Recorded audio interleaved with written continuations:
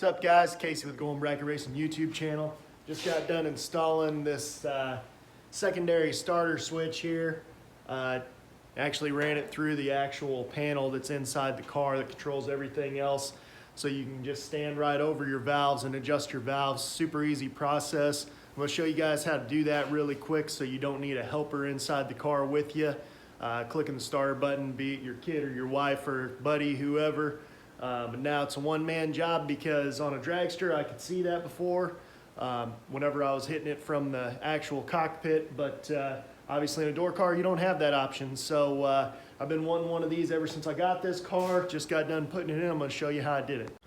So the reason I said this was super easy for me is because we actually have one of these really nice digital delay switch panels in here. It's got all your relays, actually has everything labeled how it should be. All of your fuses are there. It actually has LED lights where if a fuse burned out, then I guess the LED goes out. I've never had that happen yet. I assume that's what happens. But it's super easy to hook up with one of these guys. If I was you, I would highly suggest getting one of these aftermarket panels just because it makes everything more straightforward. But I'll give you a look at that here real quick. So you can see everything over here is actually labeled as to exactly what it is. I don't know if you can see that in the video there, but it says things like, remote starter button, starter, all kinds of stuff. But this blue wire that comes down here, you can see there's the back side of this starter button. It's just starter button from AutoZone Advanced, wherever you want to get it. It just needs power and ground.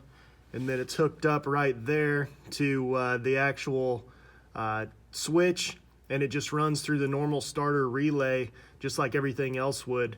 So it's super quick and easy. I highly recommend doing this. But if you don't have one of those fancy panels, it's really not that big of a deal. All you'd have to do is just hook that button up for wherever your starter button it's normally hooked up to, so it'll actually run through the relay and get power and ground through everything.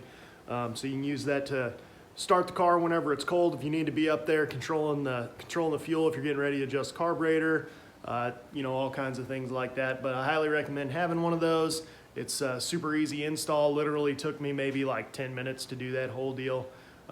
So don't forget to like and subscribe to the Golden Bracket Racing YouTube channel for any other kinds of tips and tricks like this. And check us out on the Facebook page. I think we're up to almost 1,000 people over there. So just keep liking and subscribing. We'll talk to you guys later. Bye.